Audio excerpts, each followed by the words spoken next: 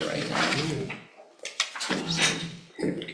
Osaka was pretty packed with folks, but it was nice. We didn't like put ourselves into the water for 2 minutes, we just steered clear. Osaka was All set?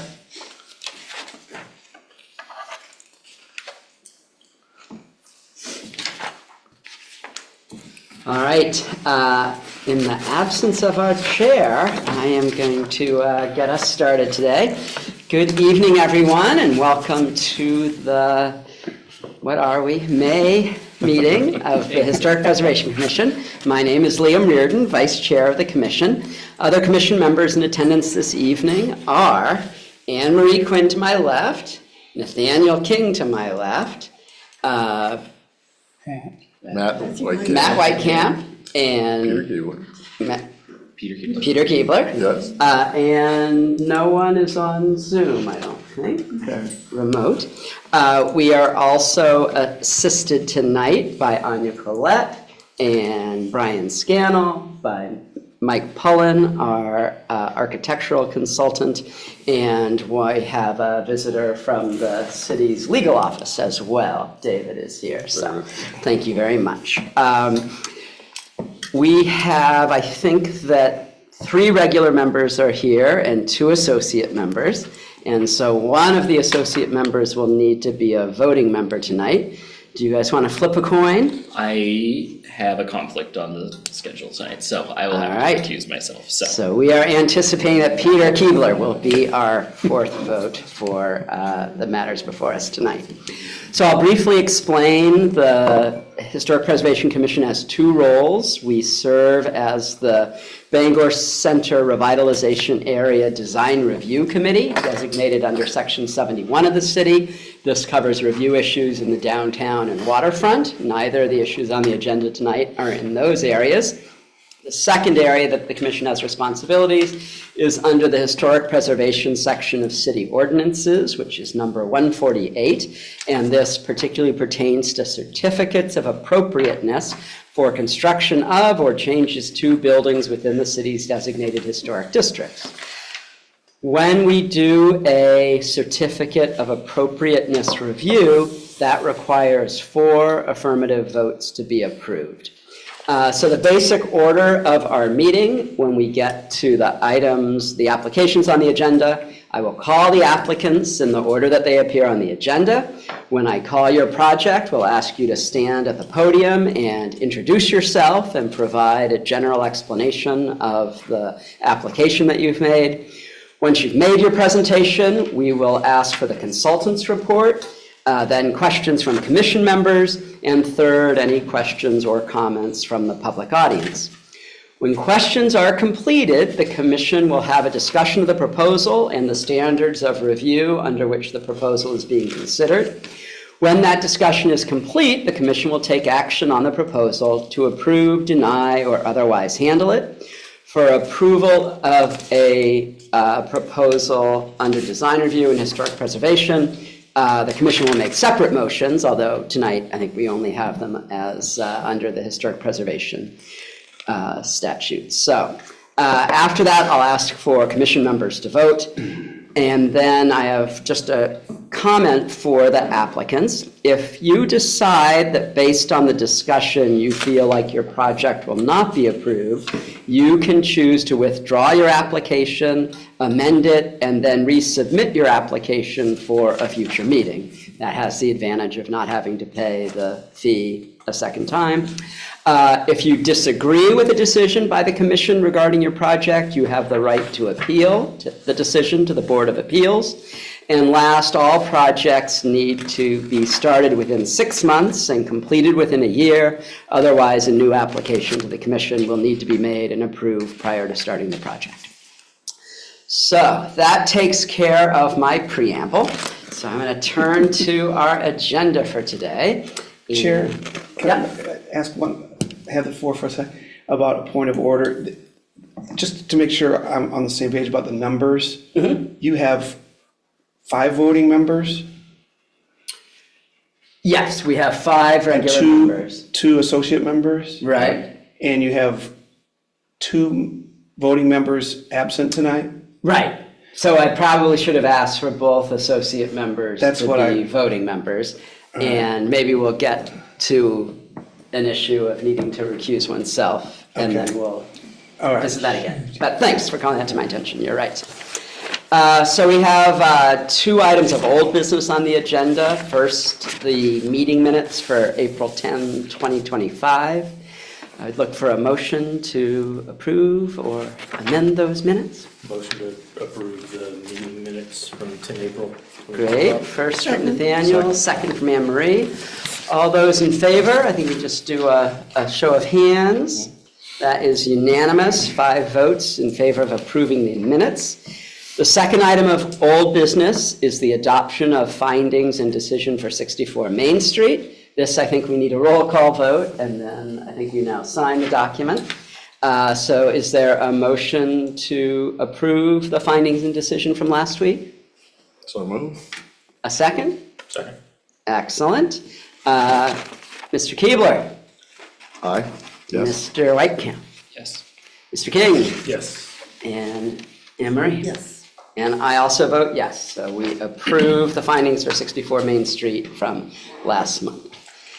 So now we are moving on to new business. The first item on the agenda is a certificate of appropriateness for 218 Ohio Street. If there is someone here to present that application, I invite you to come to the podium and introduce yourself. Good evening. My name is Jed Nickerson. I'm a foreman for Blackstone Restoration. Thank you for having me here tonight. In regards to 218 Ohio Street, Bangor Children's Home, we're seeking a certificate of appropriateness so that we can do roof replacement, repair, do some metal work. There's some sills that need to be replaced and repaired, installation of downspouts, and there's a restoration of the drive-through out front. We present ourselves with a slideshow to work through to bring up details of the project itself and the scope of what we're planning on doing. Oh, cool. I got the power. Mouse in the house. Vice Chair, so if there are any conflicts, they should be brought up now before going into that. Okay. Yeah, So okay. probably before I called you to the podium, I probably should have asked to clarify if all members are prepared to discuss and vote on this matter. I have a direct financial conflict with this proposal. All right. Do we need to take a vote on a recusal? Is that? I think you should ask questions to flesh out what the conflict is, and then once you're satisfied, you know exactly what the proposed conflict is, then you should take a vote. Okay. Matthew, do you want to describe in a little more detail the nature of your Yes, conflict of interest? I'm the minority owner of the company presenting to us. All right. Any questions from the other commissioners about the conflict of interest? No? So I guess the motion would be to recuse Commissioner Whitecamp from participating in the discussion or voting on the 218 Ohio Street proposal in front of us. Does anyone want to make that motion? Move that we recuse Matthew Whitecamp from the discussion as well as the voting on the proposal For 218 for Ohio. 218 Ohio Street. And a second from Anne Marie, so I'll do the roll call vote. Peter? Yes. Nathaniel? So a yes is voting for recusal? Yes to recuse. Yes. Anne Marie? Yes. And I also agree that a recusal is appropriate. So So can So- Matthew stay at the, no, He should not be in the room. okay. Really? Okay. Does someone have Matthew's cell number so I we do. could call him? I So do. we'll be able to let you know when your services are needed again, Matthew. Sorry. No, that's, I think as long as we have 4 voting members, Yeah. we are okay to Okay. proceed.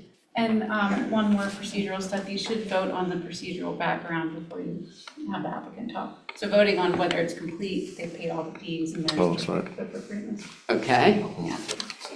so,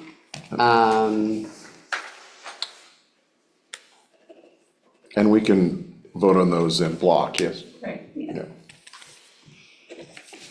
Yeah. I am scrolling through my 80-page agenda to find this section. So the procedural background is that the application was deemed complete on May 8th, 2025. The applicant paid all applicable fees, which is exhibit number 1, and the proposed project is a certificate of appropriateness. And we want a roll call vote to confirm that? Yes. Peter votes yes, Nathaniel votes yes, Anne Marie votes yes.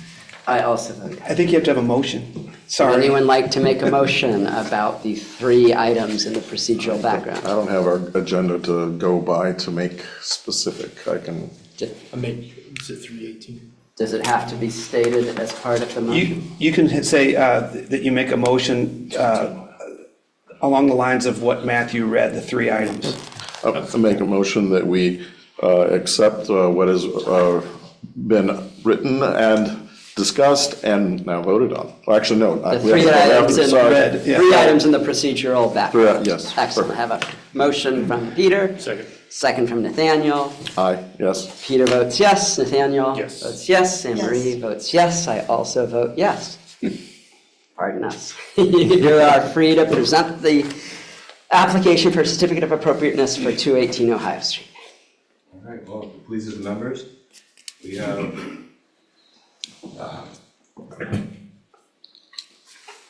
one of the issues that we wanted to bring up and discuss today was the galvanic corrosion that occurs.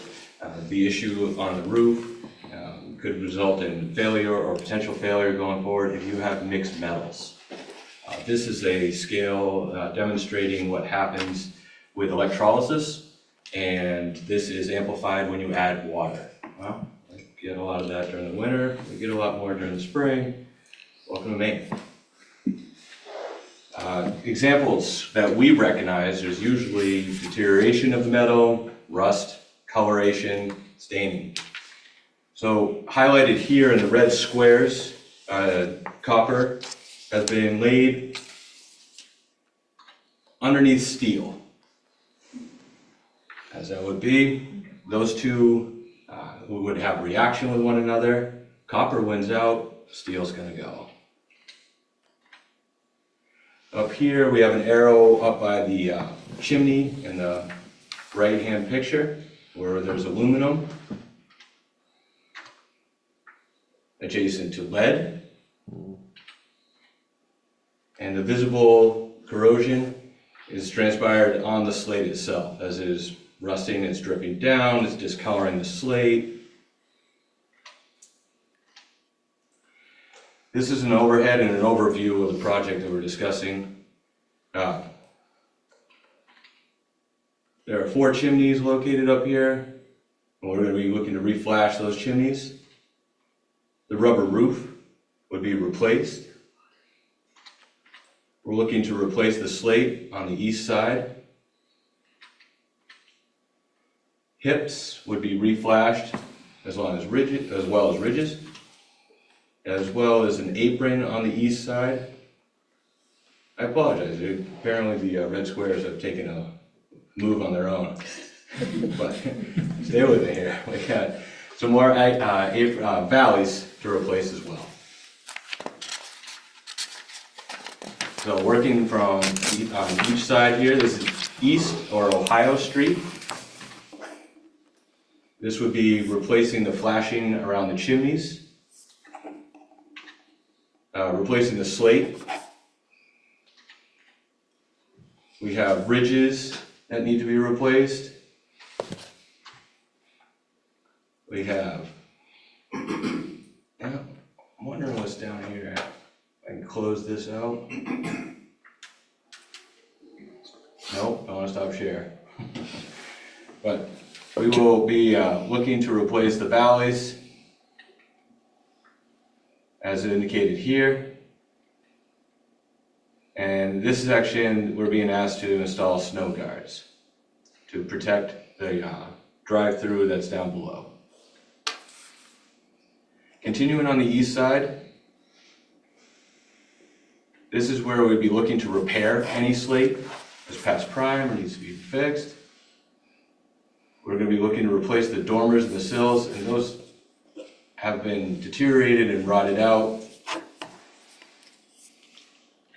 Looking to replace the ridges along the top of the dormers, as well as doing some dormer trim. Repairing some of the gutter, repairing and installing downspouts, and addressing the discolored slate that has occurred. On the south side, and again, we will be working on repairing the slate in the larger area, replacing the hips and the ridge. Valleys would be addressed, replacing dormer sills, corbels. We're going to be repairing gutter work, replacing downspouts, as well as replacing the valley. Looking on the north side, we do have a large section of slate repair that we're going to be going through, replacing the hips, the ridge, replacing the dormers, repairing the gutters, replacing downspouts. West side, we have slate repair. We're going to be looking to reflash the chimney. We're going to be replacing the ridge caps. Repairing gutter and gutter straps, and installing or repairing downspouts. This is the addition, or the L, in the overhead here. We have some slate repair to go through, make sure it's all good. We have some hips and valleys, ridges. A large section of valley to work with right there. There is a hatch that has been asked to be removed. And we reflash the chimney. On the south side, slate repair, ridges, dormers, sills and corbels, trim, repair the gutter straps, and more downspouts. The west side has more slate to repair, ridges, sill, as well as corbels, L. Again, we have repairing of the slate, replacing those ridges, repairing those dormers, reflashing the chimney, and replace the downspouts. The drive-through. There we're being asked to return to its original style. We're going to be removing and installing new slate. We're looking to replace the wooden gutter. We're looking to repair and replace the trim. And we're looking to reline the gutters, replace the metal, hips, ridges, as well as install downspouts. Here's a project summary of everything that we just went through. But rather than read it one more time, I think I'll save us that. References for the slideshow that was presented. So, ladies and gentlemen, that's the scope of our project. Great, thank you for that presentation. I'm going to ask our consultant to give their report, Mike Pullen. Yes, I will, but first I'd like to compliment you on an incredibly complete application. It's rare that we see an application with that much good information in it. So whoever put it together, give them a pat on the back. I work with an extremely Yeah. well-organized team. Yep, you're lucky. I just had a couple of questions that'll help the commission when they consider the application. The first one was under the restoration of the porte cochere, the drive-through in the front. It says it includes removing steel. Is that the caps that are on the ridges? The steel is a steel pan that was laid at a time after its original installation, and it was right underneath the eave, but it's, I think it's not so visible from the ground. Right. You would have to climb up and see that it's Right. back behind Yeah. Jason the building. Okay, so that was originally slate? Mm-hmm. Yeah, you're going to return it to slate. Correct. The building dates, if you guys all read the history, I'm sure you found that fascinating. The Bangor Children's Home dates to 1869, 1868, 1869. Do we think those were original slate shingles on the roof? I'd venture to guess that there are original slate Yeah. up there. Repair would have definitely happened throughout the years. Yeah. And I'll know more once we get into it, Right, as everybody has a telltale sign of having been there. yeah. But I look forward to seeing the slate that's up there. It's a magnificent building. Oh, yeah. I think everybody knows it's a very important historic resource. Next question is, will the mahogany, you're replacing the wood sills, which are rather chunky in dimension, you're replacing those with mahogany, which is decay-resistant wood. Correct. And will that be stained or painted to match the window color? Yes, it will be. Okay. You mentioned corbels, those are underneath on the outside edges of the sills that support that. Is that what you were talking about? Correct. Okay.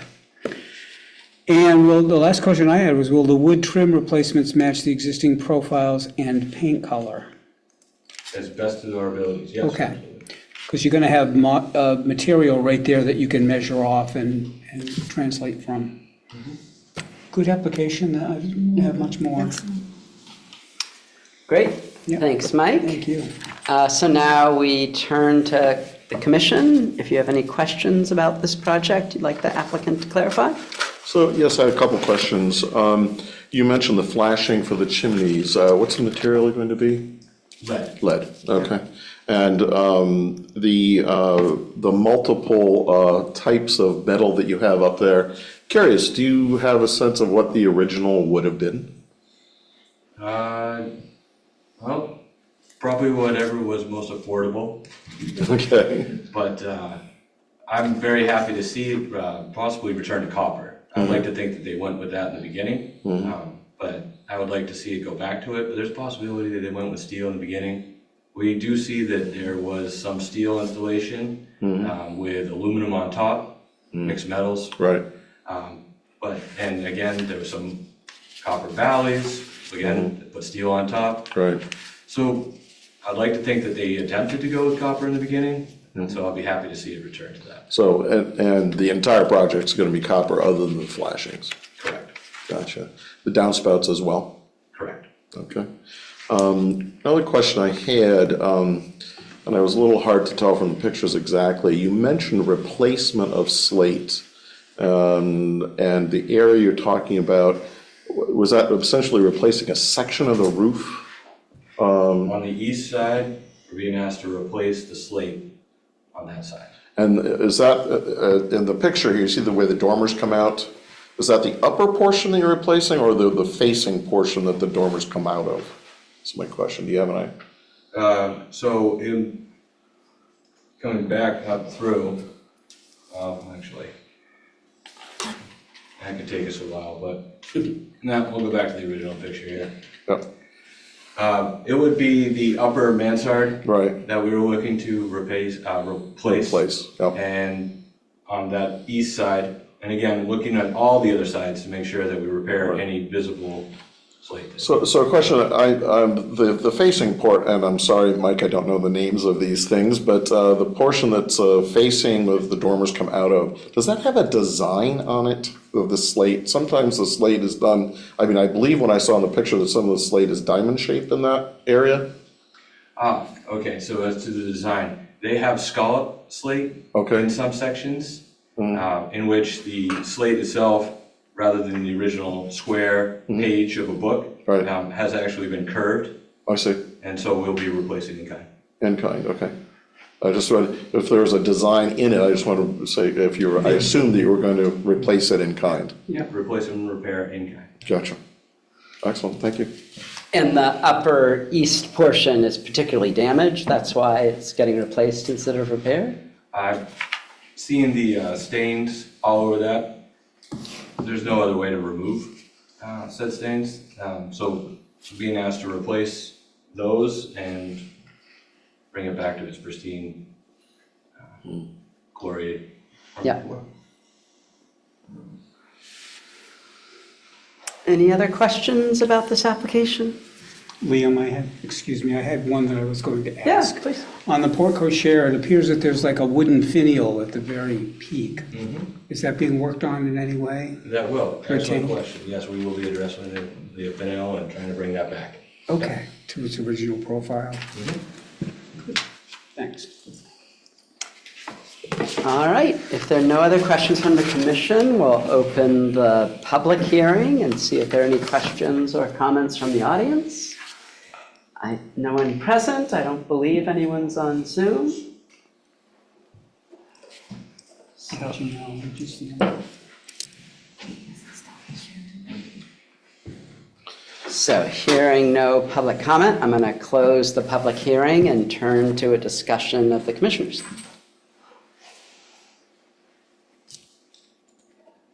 I don't see any issues. I mean, I think that I also agree. I think this is the most complete application I've seen on this commission. I think that everything that's being looked at is being done in the appropriate and correct way. I don't have any issues myself.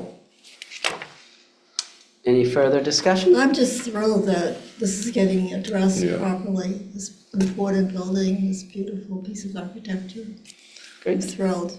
This is a Thank big you. project. How long do you think it's gonna take? Projecting 8 months. Yeah.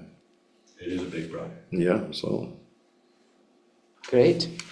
All right, if there's no further discussion, we have a series of motions to consider that have been highlighted in the packet on page 50. Anybody want to make a motion on the first of those? I don't have the packet to do. I can get a copy of the packet, I can start crowding through the. Want to do that? It's 50 of the PDF. I don't know about the hard copy. It's highlighted in green.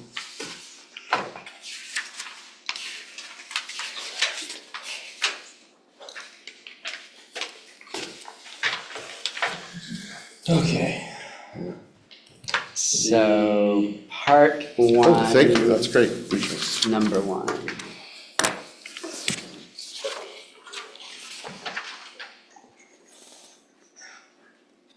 So I got procedural background, part one, project meets the evaluation standards of 148-9A. Yes. Okay. I make a motion that the project meets the evaluation standards of subsection 148-9A regarding general standards. Oh, no, it's number one under that. Oh, okay. Just read it. I make a motion that the commission finds based on exhibits 3 through 7. 2 and 4-7. I'm reading the wrong one. Yeah, right there. Thank you. Yep. Okay, third time's a charm.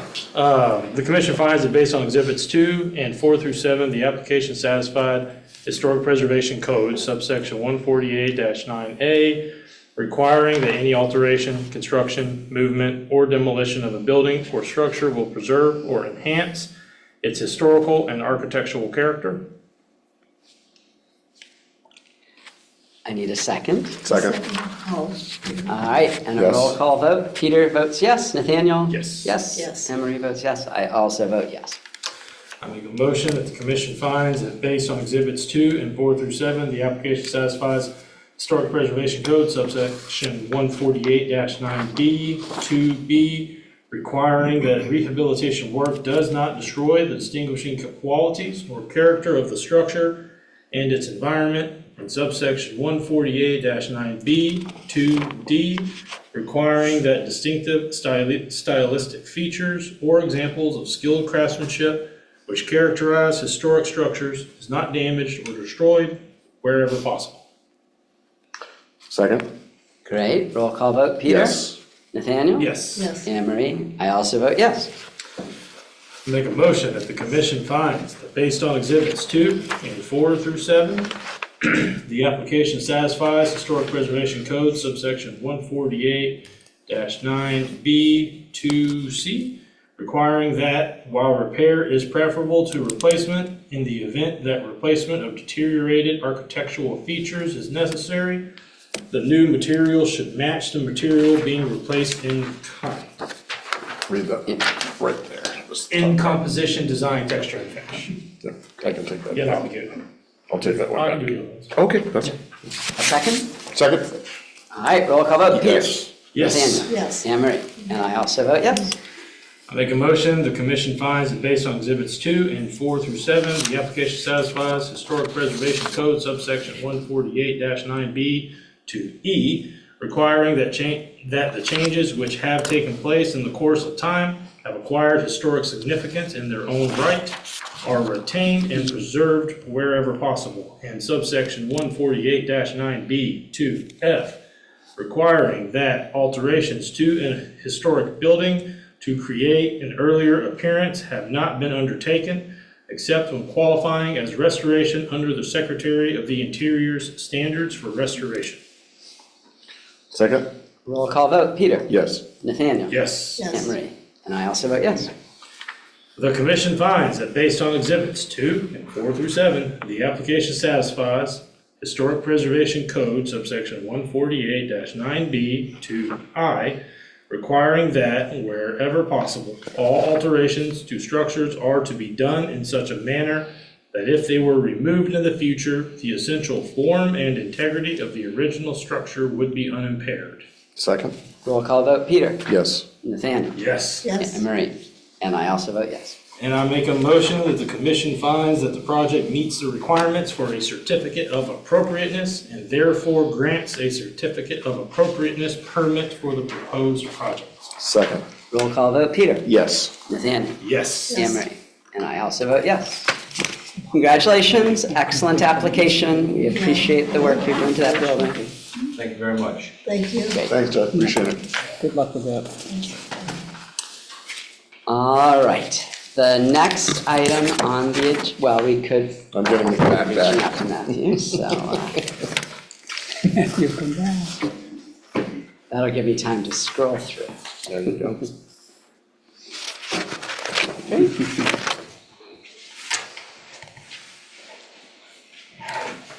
Oh, I left my pen. No, yeah. You don't want to forget it.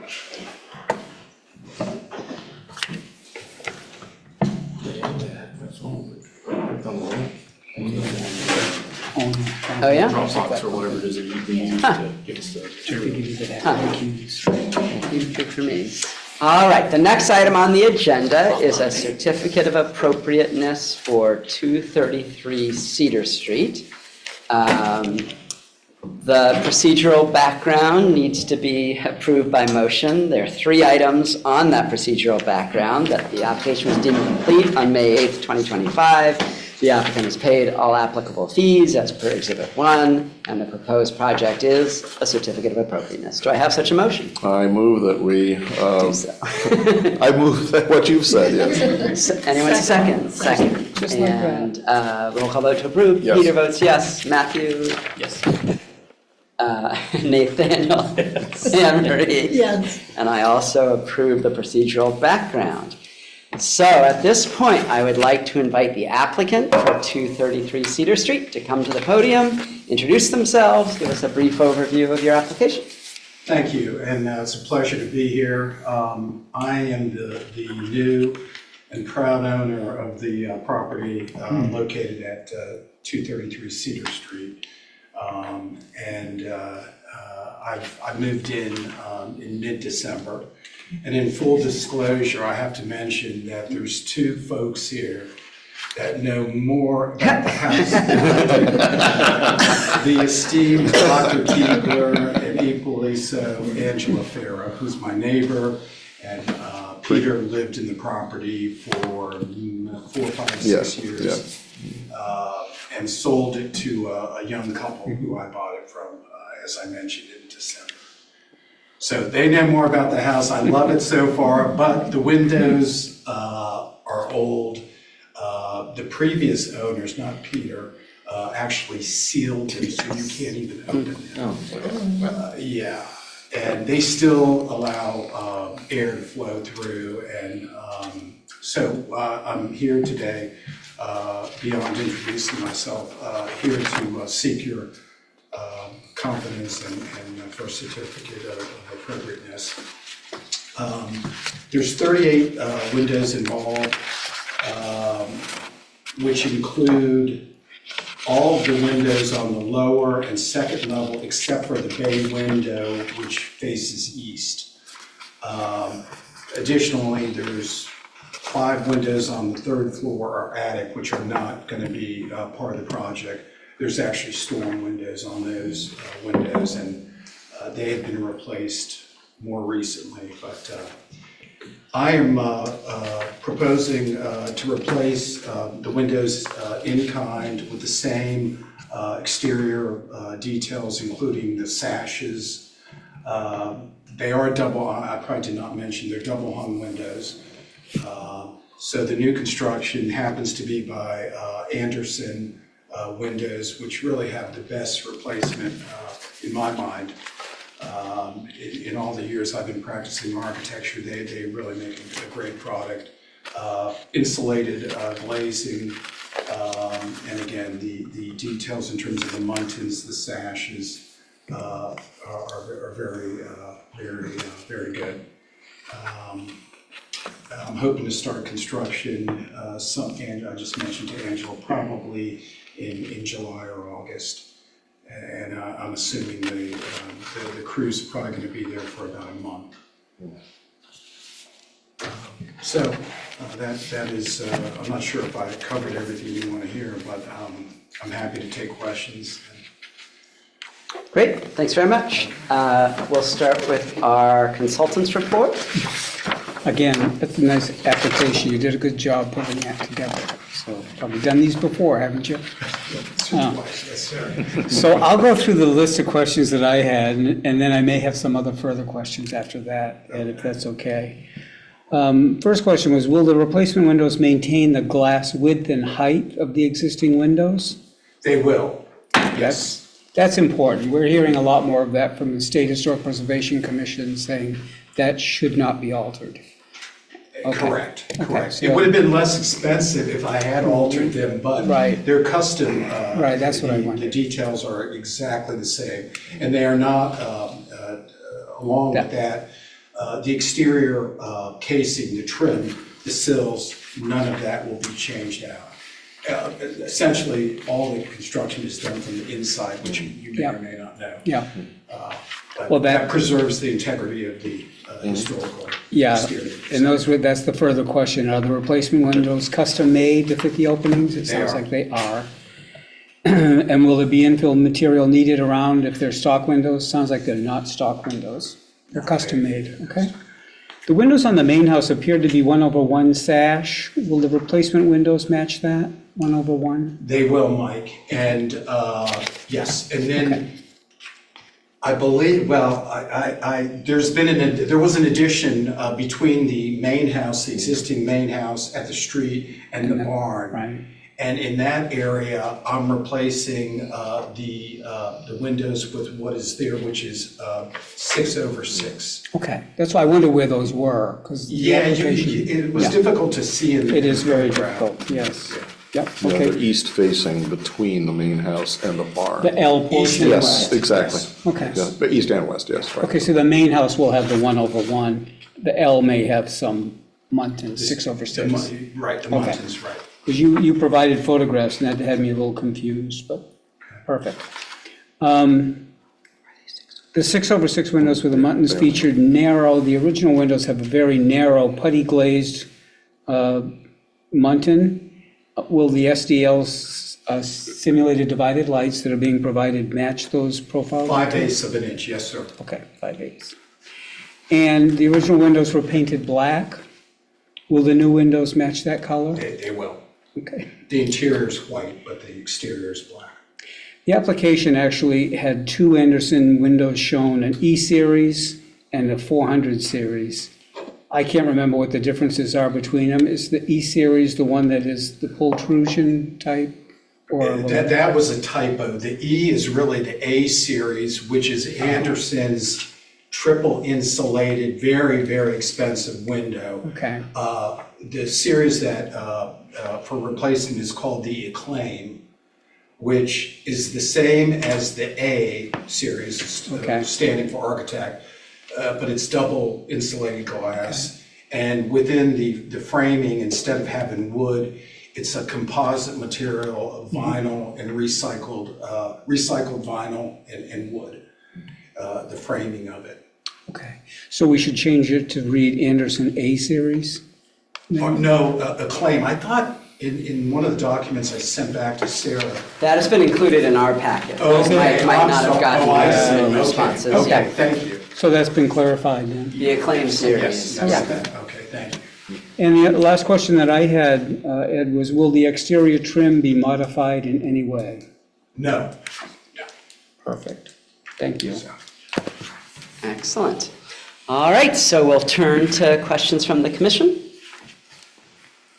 Just to clarify, on the L of the building, there are 6/6 windows currently installed, Correct. and you're replacing those with 6/6s? I'm sorry, okay, there's 6/6, there are four, there are four in the front and four in the back. Or, I'm sorry, there are four on the east. Yes. And four On the west. on the west, on the first and second levels. Yes. And again, that was an addition Yeah. done between 18 something and where we are, I'm not sure when, I don't know when, but, and you're replacing those in kind. in kind. And where they yes, are. correct. That, just wanted to confirm that. Yes, sir. Any other questions from the commission? All right, we'll turn to public comment. If there's any public comment on this application, I think we might have somebody watching Nope. from afar. That's just us. No? Good. All right, so I'm going to close the public comment in that case. You're welcome to sit down now. I should have let our first presenter off the hook. Let's see. So, any further discussion? All right, then I would seek a motion about the certificate of appropriateness for 233 Cedar Street. Brian, do you have the copy of this for that, for this application? I think I handed you both. Are you getting both of them? Let's see. That's the Bangor Children's Home. Yeah, I have an extra one. Oh, well, that'd be perfect, thank you. All right. All righty. So I would move that for the proposed changes to 233 Cedar Street, that the commission finds that based on exhibits 3-7 and exhibit 13, the application satisfied the Historic Preservation Code sub 148-9A, requiring that any alteration, construction, movement, or demolition of a building or structure will preserve or enhance its historical and architectural character. Is there a second? Second. All right. Roll call vote, Peter, Yes. Matthew, Yes. Nathaniel, Yes. Yes. Emery, and I also vote yes. I move that the commission finds that based on exhibits 3-7 and exhibit 13, the application satisfies the Historic Preservation Code 148-9B2B, requiring that the rehabilitation work does not destroy the distinguishing qualities nor character of the structure and its environment, and that 148-9B2D, requiring the distinctive stylistic features or examples of skilled craftsmanship which characterize historic structures, is not damaged or destroyed wherever possible. Is there a second? I do. Roll call vote, Peter. Yes. Matthew, Yes. Nathaniel, Yes. Yes. Emery, and I also vote yes. I move that the commission finds that based on exhibits 3-7 and exhibit 13, the application satisfies Historic Preservation Code 198-9B2C, requiring that while repair is preferable to replacement, in the event that a replacement of deteriorated architectural features is necessary, the new material should match the material being replaced in composition, design, texture, and finish. A second? Motion. Roll call vote, Peter? Yes. Matthew? Yes. Nathaniel? Yes. Anne Marie? And I also vote yes. I move the commission finds that based on exhibits 3-7 and exhibit 13, the application satisfies Historic Preservation Code 198-9B-2E, requiring that the changes which have taken place in the course of time required historic significance in their own right are retained and preserved wherever possible, and 148-9B-2F, requiring the alterations to an historic building to create an earlier appearance have not been undertaken except when qualifying as restoration under the Secretary of the Interior's standards for restoration. Second? Second? Roll call vote, Peter? Yes. Matthew? Yes. Nathaniel? Yes. Anne Marie? And I also vote yes. I move the commission finds that based on exhibits 3-7 and exhibit 13, the application satisfies Historic Preservation Code 198-9B2I, requiring that wherever possible, all alterations to structures are to be done in such a manner that if they were to be removed in the future, the essential form and integrity of the original structure would be unimpaired. Is there a second? Yes. Roll call vote, Peter? Yes. Matthew? Yes. Nathaniel? Yes. Anne Marie? And I also vote yes. And finally, I move the commission finds that the project meets the requirements for certificate of appropriateness and therefore grants a certificate of appropriateness permit for the proposed project. A second? Second? Roll call vote, Peter? Yes. Matthew? Yes. Nathaniel? Yes. Anne Marie? And I also vote yes. Congratulations. Thanks for your careful work on Yes, that beautiful absolutely. house. Thanks so much.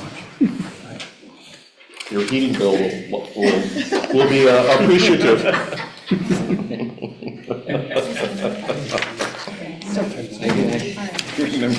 All right, we have 3 items of other business tonight. The next on the agenda is our annual legal training. Hi, I'm, as you know, David Stepchek, the city solicitor. And this training, recently the city council passed an ordinance revision on April 28th stating that regarding the city council, council committees, and commissions that have decision-making authority, and you are one of those, in all cases where the parliamentary proceedings are not determined by city charter, ordinance, or the bylaws of the board, committee, or commission, Robert's Rules of Order shall be taken as authority to decide the course of proceedings. So I've been kind of sent out to meet with boards and do the training. Now, the interesting part about this is that the Historic Preservation Commission's bylaws do determine the parliamentary proceedings that the commission is supposed to use, and that is at section 7.3 of your bylaws, which states that the rules contained in the current edition of the Democratic Rules of Order shall govern the commission in all cases in which they are not inconsistent with state law, city ordinance, these bylaws, and any rules adopted by the commission. So it is the Democratic Rules of Order that you follow, which is good news, as this is actually the 9th edition. The 10th edition is the most up-to-date, but this is how thick the rules are for your following. And this is, the Democratic Rules of Order were first introduced in 1994, and they are contained in this easy-to-use thin book. And they're written in, the rules are written in simple modern English, which is easy to understand. And you know, these rules I read in an hour. So I would encourage you to read them if you are so inclined. And the even better news is that you've already been routinely following these rules in your proceedings. So the Democratic Rules of Orders are mostly a clear, streamlined version of the traditional, bulky, and sometimes difficult to understand Robert's Rules.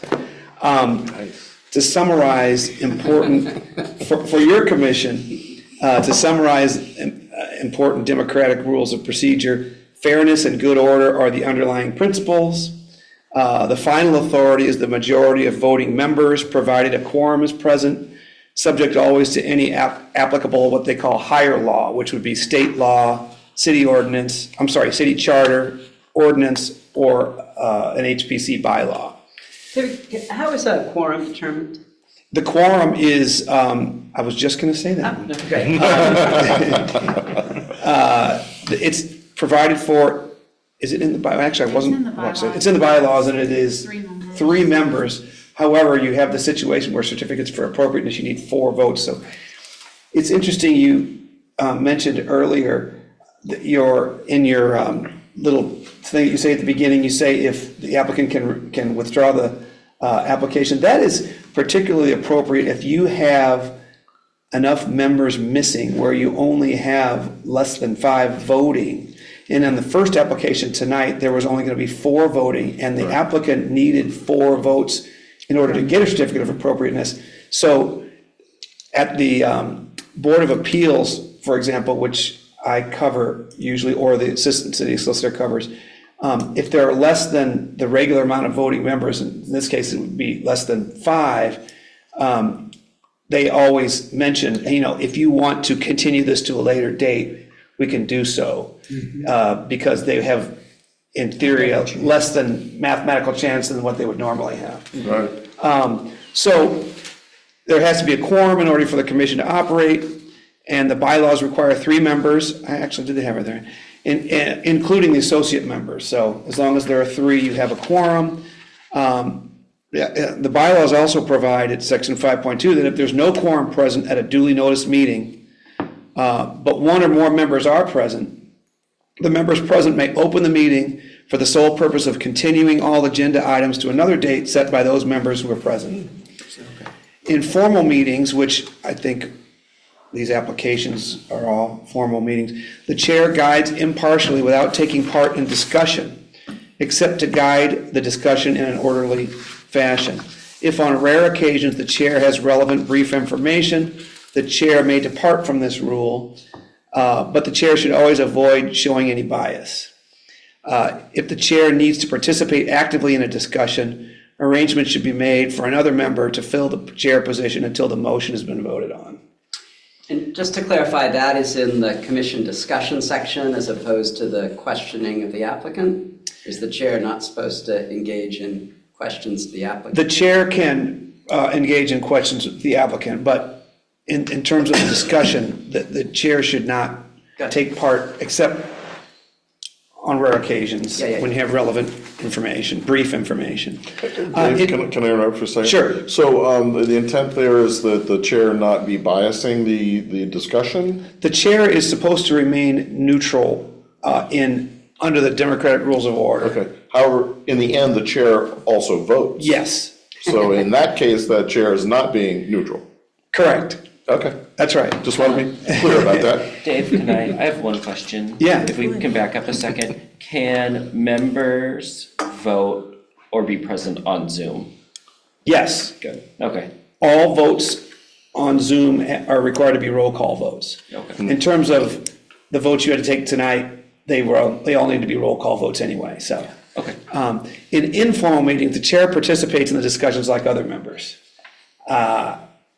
So I guess Can we give an example of I an think- informal? What would that be? well, I'm not sure, but I think the Maybe that next would item, mean, that would the might next mean item that you're gonna have, I now, think, is an as opposed informal to the discussion. As opposed to a formal application. Yeah, Oh, okay. All Yeah. right, makes sense, yeah. Should the chair vote last in the scenario? at formal In a meetings, formal meeting? I think yes. Okay. Which is That's what been you our would do. practice. Yeah, that's the appropriate way to do it, yeah. Yeah. And the chair cannot make a motion.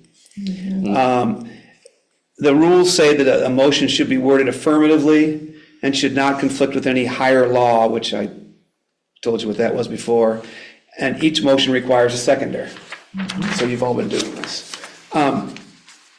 There's something in the Democratic Rules of Order called the mover's privilege, which allows the mover to reword or withdraw a motion before it has been voted on, provided there is a seconder and not more than one member objects. Rewording can be continued until the motion is as perfect as the mover, assisted by the members, can make it. So we don't often do this, but you would often have a motion, a second, further discussion. I think you did it The tonight, initiative, And then a modify. modification. but it was kind of a mistake, and then you reworded it, yeah. If 2 or more members object prior to the reading out of the reworded motion, changes can be made only with a motion to amend, which is basically the same thing, just more formal. Yeah. An amendment to a motion can delete, substitute or add words to a motion on the floor, but must not negate the motion or change its topic. An amendment to a motion cannot be amended, so only one amendment per motion. You can't amend the amendment. For a motion to pass, a quorum has to be present, and more than half the votes cast must be affirmative unless a higher law provides a specific number of votes are necessary for the motion to pass. Which ours does. For the certificate of appropriateness, it requires 4, yeah. That was my example, the certificate of appropriateness. And members should only discuss one motion at a time. Members should not take more than a fair share of floor time, nor interrupt another member except as allowed with a point of order. A member who believes that a law or the meeting's good order is being breached may rise and say, point of order. I'm not sure you have to rise, but that's what the rules say. Better rise if I'm there. The chair then rules on the point, Yeah. either correcting the situation or explaining why it is in order. If the chair declares the situation is in order, the member may request a vote on the point of order. And first the member and then the chair briefly explain their reasons, and then with little or no further discussion, the chair calls for a vote on the point of order. The majority of the members then decide the point of order. That's, So are you on speed dial when we get to that point and we have to follow all these things? most of the time, the chair says, oh, it is in order, or you're right, it's out of order, and it's done. Yeah. So I just, I wanted to cover just a couple of things in the conflicts of interest area. There's one democratic rule of order that directly conflicts with the city's code of ethics. Uh-oh. And the members of the HPC are required to comply with all provisions of the city code, including its code of ethics. So that one rule you shouldn't follow, and that is, a member who would benefit personally from a decision may participate in the discussion but should voluntarily refrain from voting. That's what it says in here, but the city's code of ethics at section 3311A states that no commission member may participate in the deliberation or vote or otherwise take part in the decision-making process on any agenda item before the commission in which the member or a member of his or her immediate family has a financial or special interest other than an interest held by the public generally. So you follow the procedure tonight exactly how you should have been following it. And 3311A also calls for them to not be present for discussion. That was my suggestion, that's how other boards do it, and that is the cleanest way to show that there was no undue influence by the member that had the conflict. Right. I think Matt could have been sitting right in the front, just scowling at you. making my evil eyes. Intimidating, right, yeah. I'm known for that. So if a member wonders whether he or she has a financial special interest in an agenda item other than an interest held by the public generally, that member should disclose the potential conflict, and if the commission votes by majority vote that the member does indeed have a conflict, that member should immediately remove himself or herself from the meeting room, should not participate in the decision-making process, and should not return until deliberation and action on that agenda item is completed. So I just wanted to just share with you the definition of financial interest in section 33(2) of the Code of Ethics. A direct or indirect interest having monetary or pecuniary value, including but not limited to the ownership of shares of stock. There's also a definition of immediate family under section 33-2 as it would be spouse, it would include spouse, domestic partner, parents, children, or siblings, including step half and in-law relations. I don't know what that means, in-law relations, but that's what the definition says. Okay. And then there's also a definition of special interest. That's the one that's a little not quite as Clean. black and white as a financial interest. It's defined as a direct or indirect interest having value peculiar to a certain individual or group, whether economic or otherwise, which value may accrue to such individual or group as a result of the approval or disapproval by the commission, and which interest is not shared by the general public. An example. The example is one of the members of the HPC is an employee of a company that is before the HPC. Yes. So that's my example. It's pretty obvious. So the process that's recommended is exactly what happened tonight. the member discloses the conflict that the member believes it may have prior to any discussion on the agenda item. The commission discusses the details and questions the member so that the commission has a clear understanding of the specific facts that may or may not constitute the conflict. So I would always encourage you for the commission members to ask specific detailed questions of the member to bring out the specific factual details of the matter so that the commission is clearly informed before taking any vote on the potential conflict. The next step is the members of the commission, other than the one with the potential conflict, vote on whether the member has a financial or special interest with respect to the agenda item. And then the last thing is that if the majority of the voting members vote that the member does have a conflict, that member immediately removes himself or herself from the meeting room, does not participate in the decision-making process, and does not return until deliberation and action on that agenda item is completed. Enough of that. So I just wanted to touch on one more thing. Ex parte communications. Section 4.1 of the HPC's bylaws states that no commission member shall discuss any pending matter with an applicant or an applicant's representative outside the forum of a commission meeting or otherwise accept any ex parte communications concerning a pending matter. Section 4.2. Ex parte means outside of our meetings? Outside of the meeting, right. Section 4.2 of the bylaws states that commission members may not discuss pending matters with each other outside of a commission meeting. This includes texts and emails. Section 4.2 also states, however, that commission members may discuss pending matters with city staff. So Anya or myself or the assistant city solicitor or other staff members. And staff is here to facilitate the commission's work. And I know that Anya in particular has great experience with the appropriate and recommended forms of motions when it comes to the commission's making factual findings and written decisions, as you could see from the drafts tonight that were in front of you.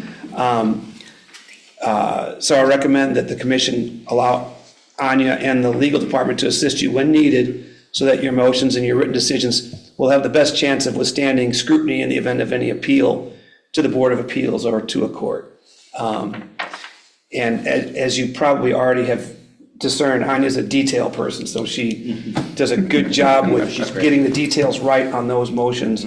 And the separate voting with the language that's been put together for you, that was put together specifically to help a decision withstand scrutiny on appeal. Yeah. So it takes a little bit longer, but it's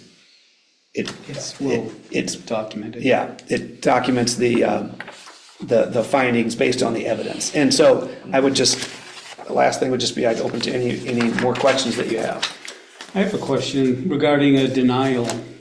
Procedure for a denial, say in the standards for evaluation, if the commission finds that they're going to be denying it based on the fact that somebody didn't meet a particular one, how do they go about citing that? Do they need to go down through those items as they did and say, somebody make a motion, I find that this application does not meet the standard, whatever, 148.9-2C or something? No, I would not suggest that's how you do it. Okay. The motions that were in green tonight, it's recommended that they be made in an affirmative way, even if you think that the commission's going to vote no. And because the applicant has to satisfy each of the elements. And if they, Right. if one of the elements vote is no, in other words, less than majority, then at the end, when you take that final vote, the final vote should be no. Do they have to cite why they are denying it? Yes. I think, Yeah. well, the motions themselves tell you why they're denying it. Well, I had advised them before that they should discuss beforehand why they felt it didn't meet the standard and say like, this is why I feel like it doesn't meet that, and then they would vote on whether or not it met that standard. Sure. That Yeah. would do it. Yeah, that's Yeah. ideal, yeah. Okay. But kind of unbelievably cumbersome. Yes. But, So that would mean, like, rather than what we did today, we would discuss every item, clarify our opinion about it. Yes. And then go and read them all again. And if we decided that one of those we did not agree with, or if you did in the course of the discussion, the motion would still come as affirmative. Right. But then Then you we would vote vote it no. down. Then, yeah, Yeah, vote would be no, What yeah. I meant was, if you feel like it doesn't meet a standard, you would bring it up beforehand. But if you feel it's gonna meet all the standards, then I think what you did tonight's fine. Right. It's more so when you don't feel like it's gonna Right. meet one. Right. I don't know if you noticed, but in the motions that were created, it cited to the exact exhibits that are part of the evidence. Yeah. So if the vote is no, then it's gonna be apparent that that evidence Right. you didn't find sufficient. So- But if you want to clarify reasons Here's as a well, weird- that's even better. A weird thing, it would be helpful to me to have a hard copy as well as a copy on my laptop. Okay. Because I can't see the that's exhibit true. and the motion at the same time, like I have to flip through it. So Sarah, our assistant, makes packets for Anne Marie and Matthew and whoever else wants one. Right. I'd like one too, because it's easier for me to do that, because all I end up doing is printing it at home, and then it doesn't come out in color, because I don't have a color printer. Well, and like tonight, I clicked on the link in the email and it said file not found Okay. in the Dropbox or whatever it was. To make a comment then, based on what we're talking about, then, in terms of our doing our homework prior to the meeting, it would be appropriate for us to look through each of the affirmatives Yeah. that Yes. we're looking at and say, do I agree with that? So that in the discussion, we can say, no, I don't agree with this one, and point that directly to that rather than just a general discussion of, gee, that looks like, yeah, and we're, you don't want to do that. Right. Yeah, that would be a good thing to do if you Yeah. had time to go through all that and, Yeah. in advance to be prepared, yeah. But, by the way, about the adjective cumbersome, Yeah. you take about 5 votes on these, you should see the planning board with the requirements that they have to vote on. On some projects, it is numerous votes, so, cumbersome, but not as cumbersome as some. So don't volunteer for that for us. Stay where you are. Right, right. Any other questions? Good job. Nice hat. Yes, I love that. Thanks, David, I appreciate it. Thank you. It was really helpful. Thanks, I think I'll just, Thank you. Could Stick I ask around. a question? May I ask a question? I understand that one of the projects we voted on recently is going back to the appeals board, and I don't understand why a person goes from the appeals and is turned down and then goes back to the appeals. there was a notice of violation issued on that, Yes, and the appeal is from the new notice of violation. oh, Yeah, okay. So they're appealing the notice of violation. correct. Yeah. And, they may have new evidence. I don't know. I mean, But all that- I anticipate that they have some new evidence about whatever, Something. yeah. So it's my impression that they're supposed to have the information when they come to us to get approval, and so are they now free to develop information that they were missing before, as if they still open? We can talk about that Okay, on the all right. phone if you like, or in, All right, probably, I was curious, Yeah. because Yeah. the 2 appeals in a row with nothing going on in between that I knew of. the notice of violation went on, yeah. Yeah, okay, thank you. Yeah. So do I understand when the Board of Appeals considers a case, they don't reference the Historic Preservation Commission's meeting or any of their conclusions? Do they hear it as a new hearing? They review the matter de novo, Right. and the Supreme Court of Maine has recommended that boards of appeals review matters de novo whenever possible. That's a good thing from your perspective. Is it? Yes. Well, that puts the responsibility on the board of appeal, because they're doing it from the beginning. But Right. they have no interest or specialty in, say, preservation matters. But I don't, yeah. I don't want to talk about the one that's in front of the Board of Yeah, Appeals no, right sure. now. A question about that, in terms of the procedure, Dave, in terms of that procedure, then is the Board of Appeals seeing this de novo, do they follow what we follow in the looking at this, since it's the Historic Preservation Commission's, regulations that are a part of this process? Correct. So they then essentially take on the mantle of responsibility of interpreting what we interpret in the same way. Yes. Okay, interesting. Thank you. Very helpful. All right, I think the next item on the agenda is the training from Mike Pullen. Yes, can we, Brian, can that fill the whole screen up there, or make it as big as we can? Just because my eyes don't work as good as these. I'm in the same club. Can you believe that? If not, perfect. What do you want? Can everybody hear me, or do you want me to get I a? probably want to share it. I'll do that. Okay. Okay.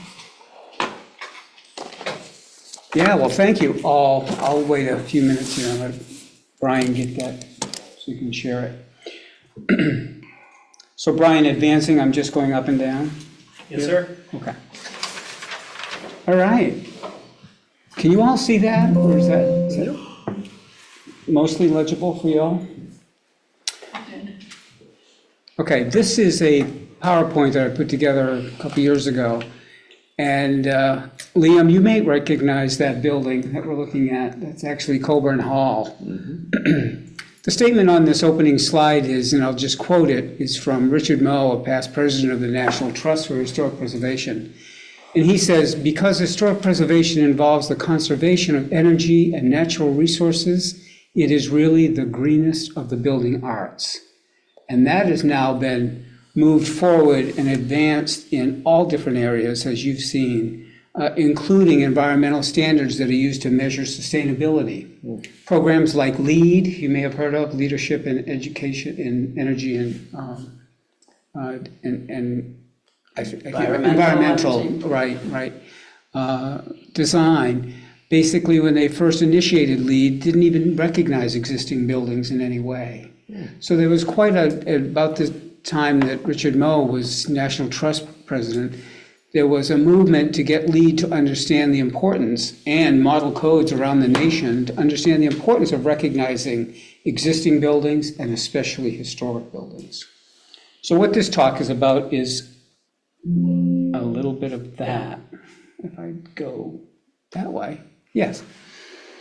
That's that beautiful building up on the campus. Liam let me take a group of his students around on a tour a couple weeks ago, and I think they were fascinated by what they were seeing, because it certainly is quite amazing. This happens to be Coburn Hall, a building that I actually did what was called warm restoration. The building had been vacated for a couple of years. The university wanted to make sure it didn't deteriorate anymore, so there was a significant envelope improvement was made to the building.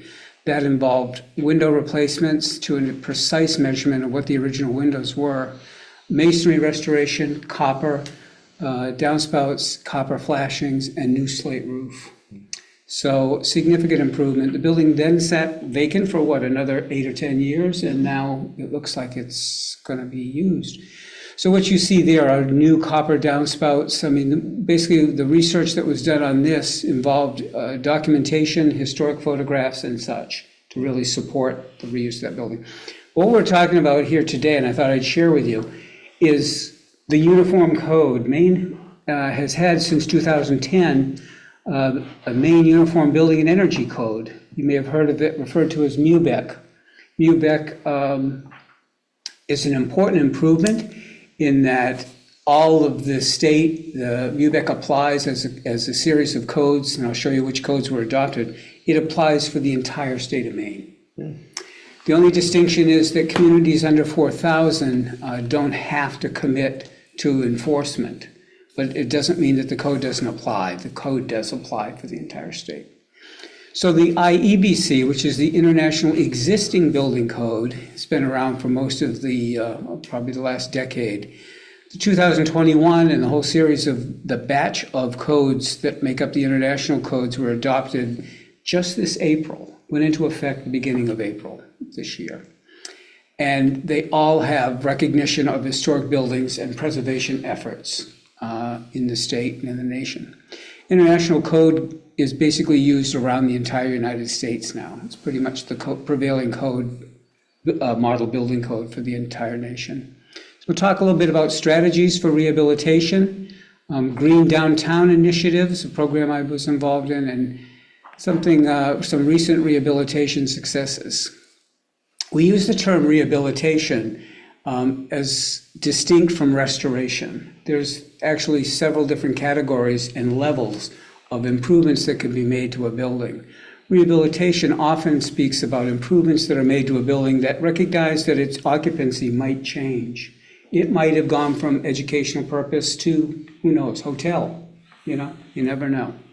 So rehabilitation really speaks more about that. Preservation, on the other hand, is the exact preservation of materials that are present on the site in the building and the site, and trying to bring back an earlier time, trying to recognize a building like Frank Lloyd Wright's Falling Water, trying to preserve it to the precise way that he had it when it was originally built.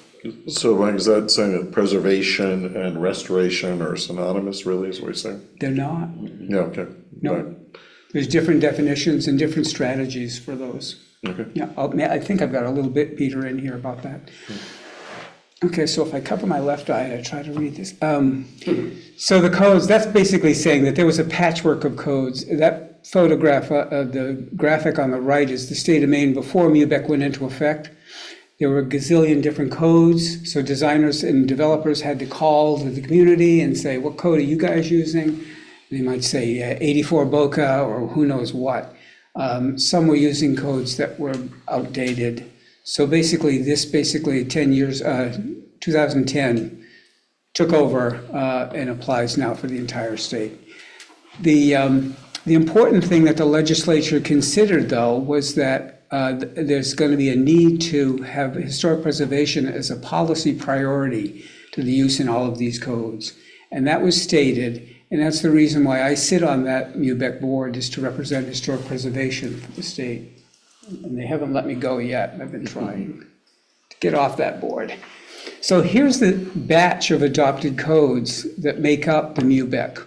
And again, these were just updated to the 2021s from 2015. So every cycle, every edition of the code adds new information. They're not getting any thinner, let's just say. They're some of them are significantly thicker. But the one that I really wanted to talk with you today about was International Existing Building Code, the IEBC. That is a fabulous code that allows us a lot of freedom when the building is historic to preserve things like open staircases, like transom windows that might exist above doors, a whole host of things. They don't require us to have to provide high-level rated walls when we have an equivalent construction in, say, plaster walls and framing. So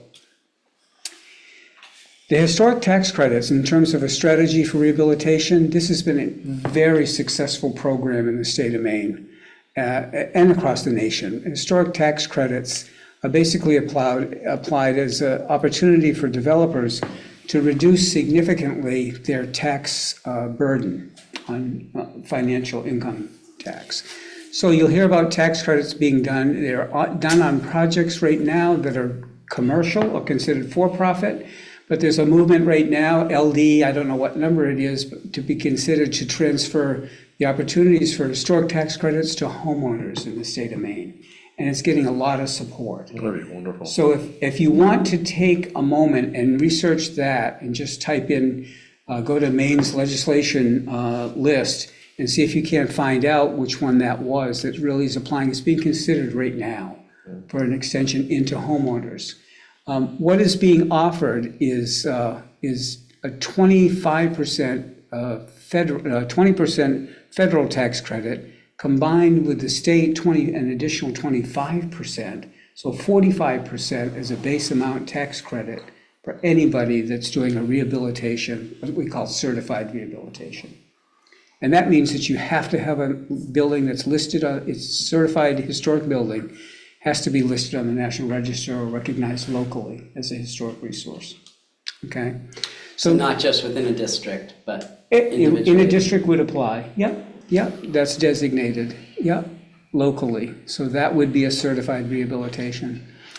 So an interesting statistic is that in the last 10 years, in a 10-year period between 09 and 19, 106 historic tax credit projects were placed in service in the state of Maine.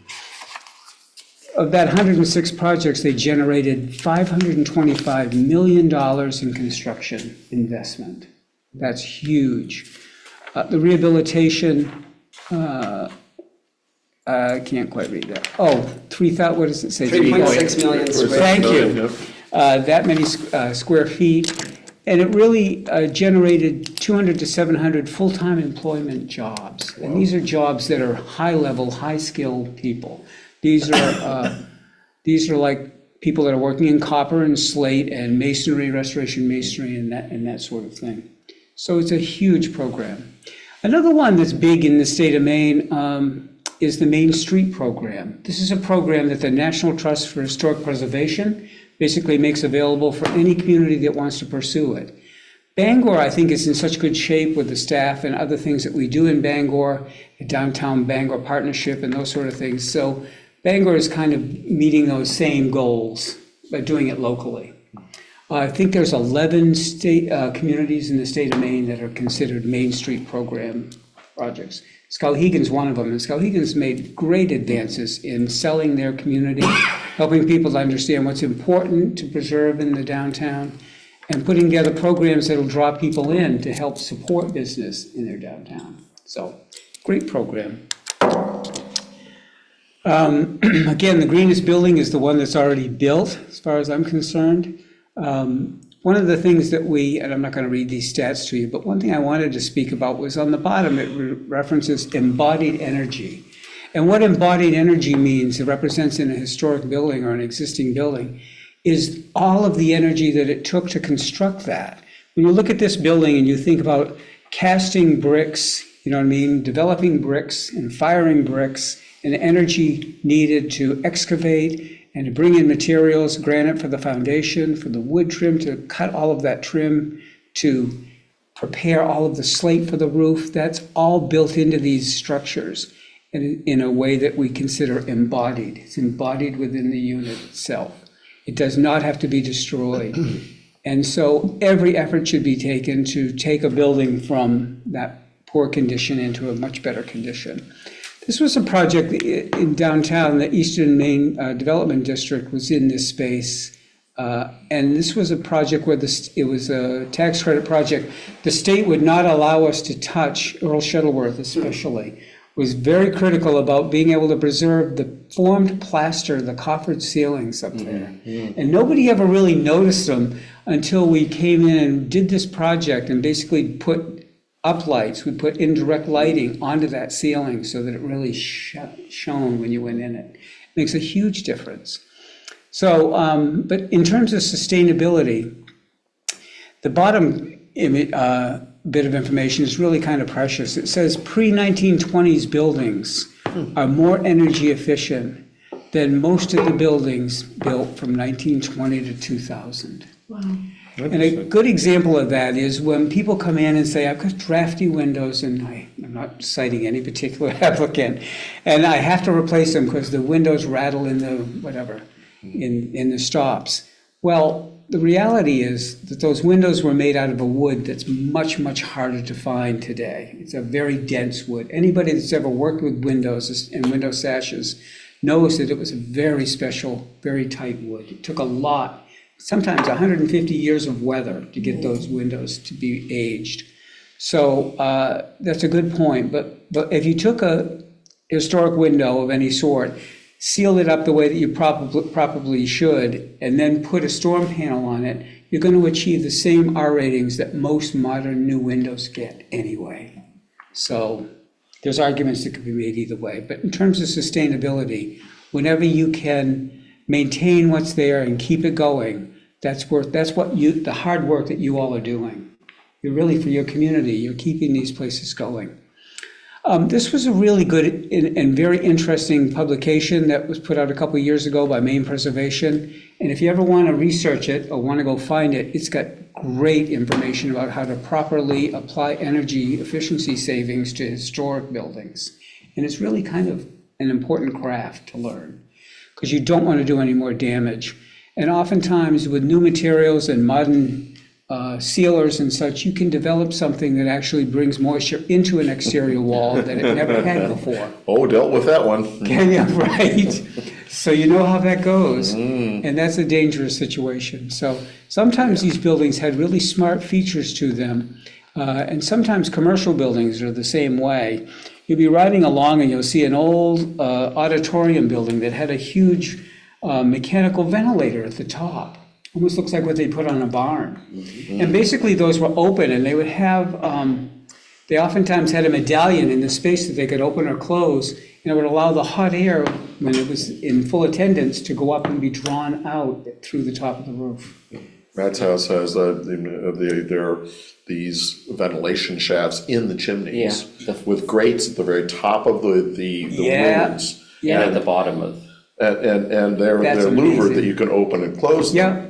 And so literally that draws the hot Draws the air air out. out. I Very call it early smart. air conditioning. yeah. Yeah. And if you have wind blowing across the chimney, then Bernoulli's principle Just pull is in it right effect out. and Does pulls it? up. Yeah, It keeps really? the house about 10 degrees warmer. Isn't that incredible? Or cooler than Cooler that. in the summer. And then there's vents near the floor? Yep, and there's a Yeah. vent coming from the Yeah. attic, so it pulls the cold air from the cellar, excuse me. Yeah. Cold air from the cellar all the way through the house. That's amazing. Yeah, I've seen that on a couple of commercial buildings too. So if you ever are interested, you can download that from Maine Preservation, that guidelines for improving energy efficiency in historic buildings. And then the National Park Service has this great publication, and it's kind of in tandem with what they used to have, the illustrated guidelines that we've all looked at. Well, this one is really based purely on sustainability. So you can download this. Brian, could we get a copy of the PDF of this to the commissioners? Maybe afterwards, if you'd all like a copy. I would love a copy. Then you'll have some references that you can look at and go to. But it talks very specifically in this publication, which is well illustrated, really well done, about sustainability and the importance of rehabilitating historic buildings properly. That happens to be a green roof that you see there, and green roofs are sometimes not recommended so much for existing buildings. But if you do a structural analysis and you find that you can support that, well, there you go. So they use succulents basically to develop a green growing surface on roofs. There's one on the library. Yes, that's right. Yep, yep. So this was a program called Green Downtowns Initiative, looked at 6 different communities, downtowns, Belfast, Brunswick, Damariscotta, Madawaska, Dover, and Machias.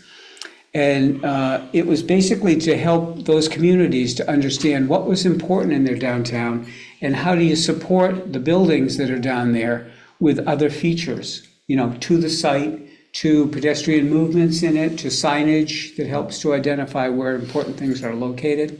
It's really kind of hard to see, but for those of you that have been through Dover Foxcroft, the building on the upper right was the historic Masonic Hall.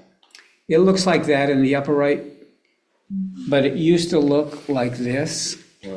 And so we've worked hard with the owner of the building, trying to get that building. I think there's some inertia to make those changes. It's significant. The storefront, the biggest missing piece here is the glazed storefront that was at the ground floor level. Many of the buildings in our downtown were originally done this way, with residential uses upstairs and commercial uses on the ground floor. And it's kind of ironic to see that we're kind of going back to that again right now. So these improvements might have included things like maintaining the brick, looking at your windows and trying to preserve the windows, adding awnings on sides where you have solar heat gain. Awnings were a really important feature of some of these early buildings. It's been lost. I'm not going to go through these slides, but in downtown Brunswick, one of the goals is to actually do just what we were talking about, which is to bring full occupancy to the buildings by bringing residential uses into the upper floors of that. The lights are on at night, the downtown becomes more vibrant. In this case, Brunswick, you've got a college town anyway. The downtown's pretty vibrant, but some of the other communities could learn from that lesson. And here we are in Damariscotta, that's Rennie's, the original Rennie's. The blue sign right there was, I think, the first Rennie's in the state of Maine. I don't know how many they have now, I've lost count. So the idea here, and it's kind of hard to see, but on the left side of that, we actually introduced the idea of shading onto the masonry. That would be done with trellises, with landscape that grows on trellises, not directly applied to the building, but a few feet off, so to help to shade that. They've actually had some success doing that up in Old Town, next to what is their city hall right now, to shade a building that's next to them and give a little separation between them and the adjacent property. Works very good, and there's a pathway through there for pedestrians. And in Machias, I think one of the things that was considered important was to bring back the landscape and the lighting, street lighting. It's important to have the downtown look safe and people moving, from one point to another to feel like it's completely safe motion. Plantings can be a huge thing, and I think Bangor's been doing a great job in trying to infill whatever places they can with vivid life, landscape, which is really critical to the success of the downtown. And Madawaska, who used to have some really lovely storefronts that have been lost over time, we're trying to show them if you were to bring that back, you really have something that still speaks and has a nice commercial vitality to it. And makes it a successful rehabilitation. There's rehabilitation work going on all over the state. You see in the lower right is Bangor's waterworks. The buildings were preserved, that's the important thing. They may not, I think that's one that's been cited where they took a slate roof off maybe and put on something else that was synthetic.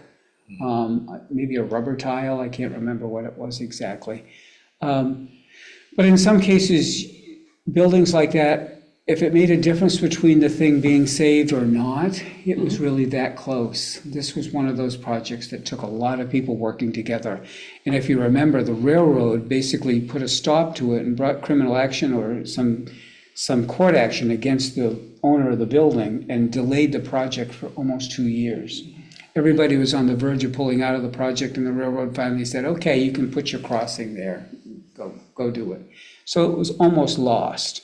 So had that not been developed, those buildings would have been, significantly at risk.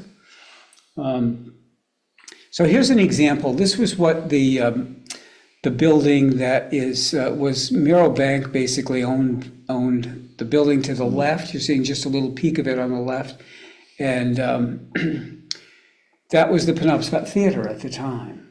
And for many years, it was the Penobscot Theater. And the theater, God love them, really did their best to keep this up, but it was getting ahead of them, and it was starting to come apart.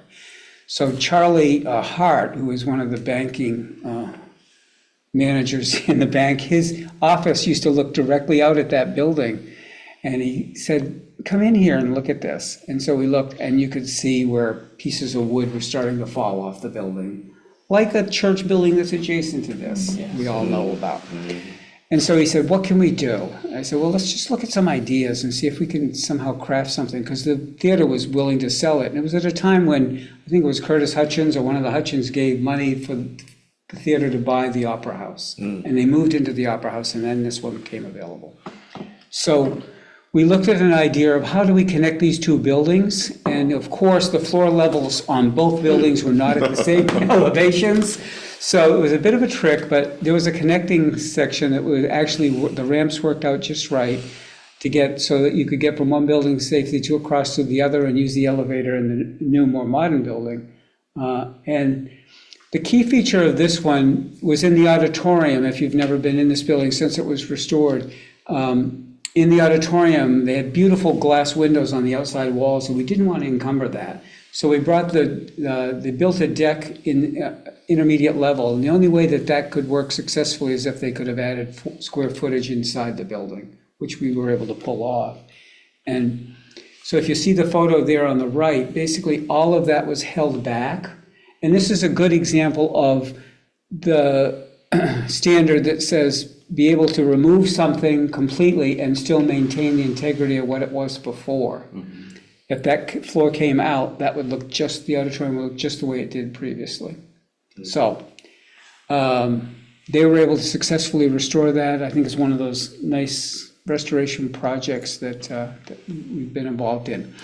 So here is, and again, I won't trouble you with all of these, but maybe, Brian, if everyone gets a copy or a PDF, you can take some time to go to some of these sites and locate what information you can find. The Maine Downtown Center is really a thriving organization. They've got great success stories about what's been done all over Maine and what continues to be done. So, thank you all for letting me Thank you. chat with you. So I think you learned a little bit about sustainability, if nothing else. That's great. That Right. was great, Mike. Thanks. Thank you. Yeah. Could I ask another question? So I was looking for historic properties on Realtor.com, and the one on West Broadway says Historic District. Yeah. I still think it would be a very good idea if every piece of property that's historic has a message like that on the listing, so that people can't come in and say, but we never knew it was historic, we thought it. Yeah. I mean, it's not that complicated to indicate, to have some sort of symbol on the listing that tells people who are looking at the property that. Yeah. I don't know if realtors have that obligation. Is that what you're saying? Well, I'm saying, I'm just saying it would be a very good idea. It is a good because- idea. Because we get people in here all the time. They It say, was oh, I didn't plain. know, right. Sometimes I don't believe that. Yeah. Because, I won't go into it, but anyway. Yeah. I think that we need to be clear that they can tell when they're looking at a property that it is or is not. I don't know, historic. how else could that be done? I mean, regulatory wise, the city could technically pass an ordinance requiring that, but to enforce that, I think would be Yeah. close to impossible. The most we can do is the process that I mentioned last time that we currently do, which is when it is sold, we send them a letter saying that it is an historic district or a site, so. I have seen when realtors have the information sheets that if it is historic, they'll sometimes check that box. But I'm not sure they're obligated to do that. But I'm talking about, our work and trying Yeah. to be sure that they did know or should have known or something. Yeah. It's very hard in here when they come in and say, we had no idea. Well, as of now, our process is working and we're getting notified, Yeah. every month when somebody does buy a property, so Yeah. they're getting those letters when they buy something. Good. Yeah, I mean, it's hard sometimes if it's a standalone landmark. It's one thing if you're in a district. Yeah. And everybody in the district knows where the lines are. But if it's a standalone landmark, they may or may not know. And they just think it's a lovely little house or whatever, and muck it up. But we've heard from them that there were whole windows missing and people were living in the house. It's very doubtful Yeah. in Maine that a person could live in a house without a window and not know. I don't know. One potential is, maybe there might be a grant opportunity in the future where we could get plaques made for historic properties, and that would, Yeah. be obvious. That's a good idea. Especially the landmarks. Right. Yeah, I think that'd be just a really nice thing for people walking around to, Yeah. for Yeah. just to see- edification. Yeah. I will say our office is involved in a Phase 4 architectural survey that you all are aware of. And one of the products of that will be a presentation to realtors and developers at the end, probably in the fall, I think, is what we said. And that's the time to invite them in and say, listen, you need to talk with your friends and other people in this business to make sure everybody knows what's being protected here and how important that is. I think most of them get that. And they certainly recognize the higher values of these historic buildings, especially within the districts where others are maintaining the same quality, around you. So beyond that, I don't know. It's bound to be some bad players, but, and maybe, I don't know. Most people seem to know before they do the work. I mean, if you Google the address, Yeah, if it's at one of the properties listed on the Bangor list, it comes right up. does it? That's Yeah. good. I will say, we have the same issue with zoning, where realtors say that it's a legal, you know, 2 unit or 3 unit, or it's a legal short-term rental, and it's really not. So it's not historic. Bummer. Yeah. Yeah. Though it certainly would be wonderful if there's some way to prospectively, have potential buyers know. Yeah. I mean, Yeah. it's a little, I mean, it's good that we're doing what we're doing. But, I don't know how we would do it, but I agree with you, Emery, that if there was some way to inform buyers at the time of looking at the property, what it was and what the obligation was, then Yeah, that right. would be, of course, the realtors might feel that would, reduce the potential value. Or Depends on reduce how you their look at it. opportunity to sell it. Yeah. Well, one thing I think I'd like to cover with the presentation in the fall is the resources that are out there, especially for currently commercial properties for historic rehabilitation, so. Well, if the tax credit is, extended to individual homeowners, that's gonna be huge. That would be big. It would be. It's a little too late for me, but, No, that's never too late. Never. There's always projects, Peter. Right. There's some Indeed large there are. words. All right, we do have one more item on our agenda, so. that's right, yes, we do. We've got our, thank you, Mike. Oh, sure. Yeah, that was wonderful, Mike. So we have 2 versions of a potential letter to the city council about the proposed Bangor Lights project. So I drafted one that is quite concise. And I think perhaps we could think about adding to that if it could be strengthened or any. Well, I mean, I having written sort of the first draft version, I thought what you did was, tighten it up significantly. But one thing I noted was that the comment about adding green space, in my letter, I had expanded that a little bit to include any structures that would be there for, greater than a year. I just chose that as sort of discussion point that we're looking at. And so from a material content perspective, I see that to me is really kind of the only thing between the two that I put in my letter that didn't quite make it to the more scaled down version. And I don't know how everybody feels about that. I just put it in there as a discussion point because we were discussing that, yeah, we are limited in what we are able to, have impact on. Because green spaces aren't included, et cetera, et cetera. And especially with the Bangor Lights sign issue it's not a building exactly, but it is a structure that is expected to be permanent, So that was just the one thing that I noted that it seemed wasn't brought over. Really frightening when you think that could have been part of the historic sort of designation of the area, that would have to be included, and once it got accepted, the next thing we get is an argument, well, it can't be removed. Right. Because it's now in an historic, that's the Exactly. part that I was really kind of frightened about. I do think the main issue with both letters is that these things have to come before us, and we are allowed to vote on them. It's very important. Well, and the piece that I had put in that you included in yours was the concept that when something is covered under 2 different entities, it should meet the requirements of both entities. The one shouldn't cancel out the other. And there was a main issue that I put in, so I like that in yours as well. I think yours is certainly more concise than mine is. But it does cover other than that one piece, and I don't know how everybody feels about that.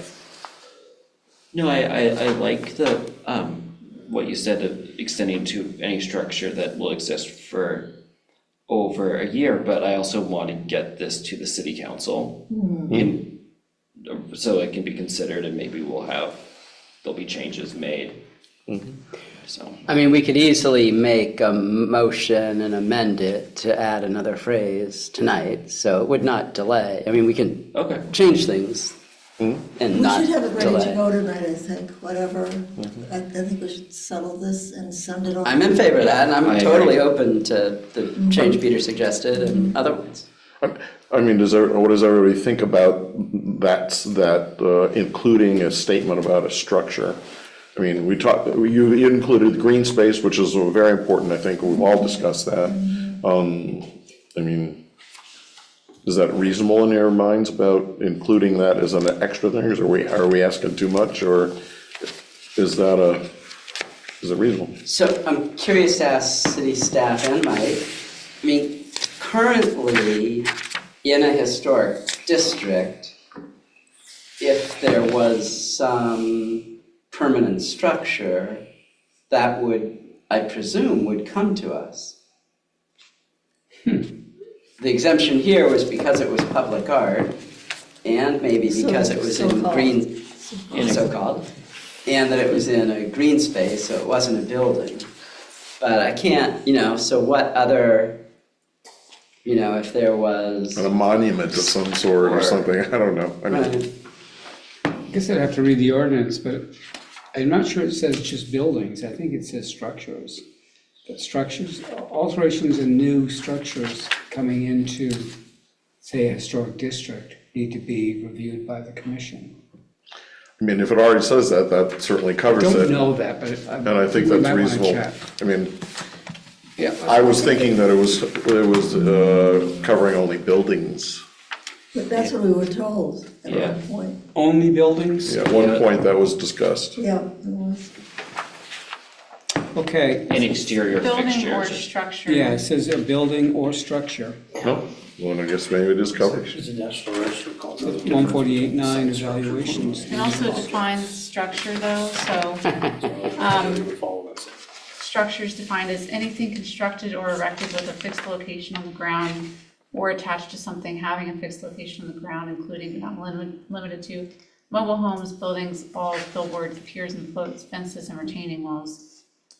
For the purposes of this chapter, a sign as defined in chapter 260-1 shall not be considered a structure.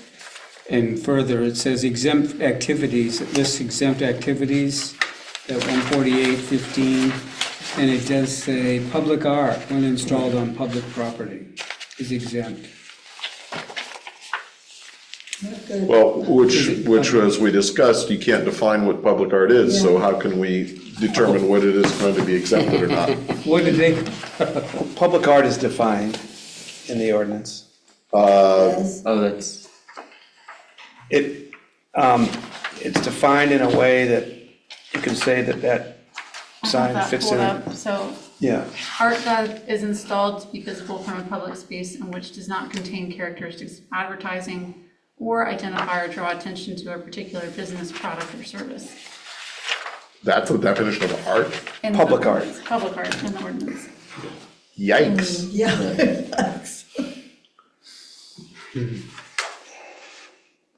I mean, and then that goes back to I don't think that anything that is described as you just described, it should be exempt.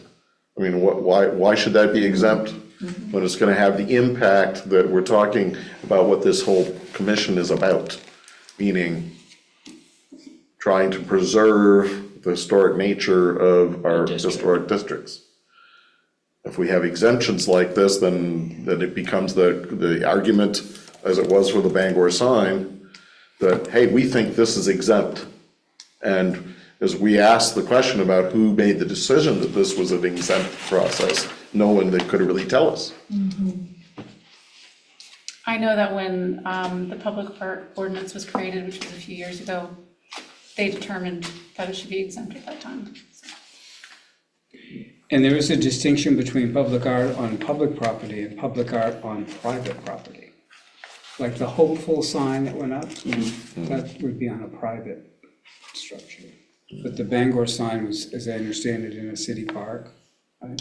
Yeah, but aren't both of those exempt? yeah, Well, the private, on private property has a it has some couple of provisions. Right. yeah, the private requirements property and comes before qualifications. us, Yeah. because the umbrella sky came before us.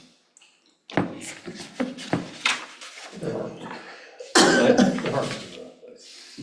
Yes. I mean, you know, when we asked the question of the presenter, why this was considered, why it was being considered as art, the corollary is made to the love sign in Philadelphia as, well, people consider that's art and that's block letters. So does that mean block letters of any sort are art? I mean, I'm just bringing up the issue, it's very hard to determine what that is. Right. There's no definition of art in our ordinance. The definition of art, if you look it up, there's no like agreement. Which is our point. The most interesting definition of art is in Wikipedia. It gives a definition, but then it says, there is no generally agreed definition of what constitutes art. But that's That's a our, question that's been that's our going point. on for ages. But that's our Yeah. point, which is why we think it does not make sense to use a definition of something as art as a point of exemption for our work. Right. Because you can't determine it, you can't just say what it is. I mean, does the judge end up deciding that, whether it's art or not? You know, it's an age-old question. That's why we want to take it out of the lexicon at all and just say that everything that's within should be, Subject to subject to our review. And we were told that it was exempt because it is under the cultural board or something. And our point again, that we think that if something's under the cultural board's approval and under ours, that theirs shouldn't take ours away, shouldn't trump our It should situation. need to have, We should have approval from both sides, I guess, is what I'm saying. it should be a more collaborative process. The wording in the letter, I think, is good for that. Yeah. So I think that's the question. Can we strengthen the current draft to make this point more effectively? I guess, the issue about, I thought it was good to mention the green spaces It is. but the whole issue of structures is a little bit complicated and there's quite a bit of language there. So I'm content leaving it out, but I'm also happy to amend the current draft and add, in that parenthetical clause, including their green spaces, a line similar to the first letter that would say something about permanent structures. I would prefer to be to be more inclusive than less inclusive in terms of trying to, identify that we should have a say in the things that are within the historic districts, which is, I agree. so I would. I agree too. In fact, they've been posting photographs of that district with the fire actually going on and recently on. And it was just horrifying, that fire. I mean, it was doing so much damage so quickly. The fact that there would be something like what was being proposed as a sign in the middle of all that is a sacrilege as far as I'm concerned.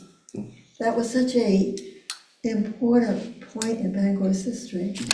I know it'd be so nice if we could make our signage or memorial to the Great Fire in I that spot agree. instead of use as an educational opportunity. Similar to what Liam's doing in other parts of the city. I mean, those photographs are very powerful of the fire taking place. So going back to the letter. Yeah. I would vote to utilize your adjustment of my original letter, but include the verbiage about a permanent structure.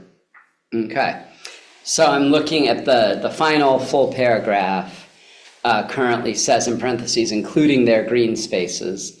And I think the proposal we're making is to restore the phrase, and any permanent structures. I did qualify it as, of over 1 year. Right, I thought it was a reasonable way to try to define permanent. Yeah, that sounds good. I agree with that. Better too. In terms of the letter, the greater than 1 year is in parentheses, but it's already in a parenthetical clause. You can say maybe permanent we'll- structure of greater than 1 year. Rather than, Or structure. Yeah, Why do we even need to use that time period? I mean, why don't we just, leave it, not even allow it in for a year? I mean, it's, Well, that's a good question. You've come up with, I mean, made the distinction that if there's something temporary, then it would be not as, well, maybe we don't wanna have that distinction. Just Yeah. say, Including their green spaces and any permanent structure.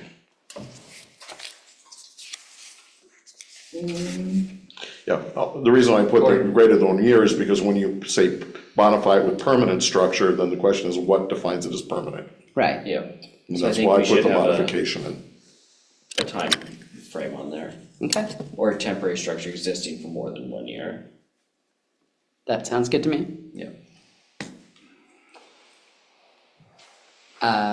Anya, if we take a motion on this as amended, do you want me to send you a revised version, or do you think you can make that change and send it to the city council? I can make the change if you can just maybe read it out exactly what the sentence is gonna be. Sounds good. Go ahead. All right, You've got it in front of so this is in the second version of the draft letter.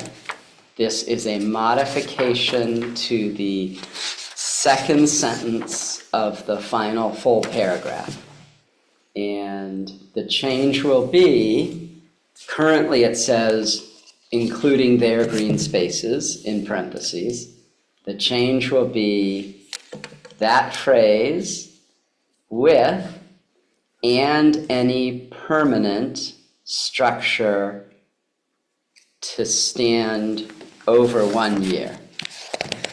Any permanent structures to stand over 1 year.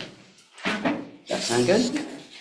So since this is not a formal application, I'm gonna make that motion. That we pass a letter to the city council, the draft version that was circulated in our agenda, with the amendment to the parenthetical clause in the second sentence of the final full paragraph to read, including their green spaces and any permanent structures to stand over 1 year. Wait a second. Seconded by Matthew. Roll call vote. Peter? Yes. Matthew? Yes. Nathaniel? Yes. Emery? yes. And I also support that as a modified letter to go to the city council. Can I just bring up one thing? It Sure. says including their green spaces, shouldn't it be its green spaces? Because it's singular, city historic district, including its green spaces. I would just say Talking including, about a singular, and I think we should stick with singular. I take that as a friendly amendment, Yeah, it is. including its green spaces do we need the modifier? in Or that. just say green spaces? Yeah, can we just say green spaces, plural? Oh, that's a good point, too. Just say including green spaces. Okay? Yeah, that's Don't need the modifier. right. All right, good to go. All right. That was a great motion, Leland. A classic. A Before you class. adjourn, are you all set with this item? Yeah. Okay, 2 announcements. Well, one's not really an announcement, but the decision that you adopted at the beginning, we do need you to sign that before you leave. Okay. And the second one is that this is Brian's last night with us, Oh, leaving tomorrow, so. Yes, so thank you guys so much for volunteering your time with this commission. And thank you for all your thoughtful consideration. I appreciate it. So what's next for you? Yeah, what are you doing? I'm going home and I'll be going to get a master's degree in planning. Nice. Where's home? Where's home, yeah? New York. As in New York City? Yep. Where in Nice. New York City? I'll be at NYU. Oh, cool, excellent. Yeah, that's great. Well, I did my training. I did mine at Columbia, so. So let's adjourn this baby. We can talk about it To after. greener pastures. All right. I'm more than happy to talk after. Thank you for all that you've done. Yeah,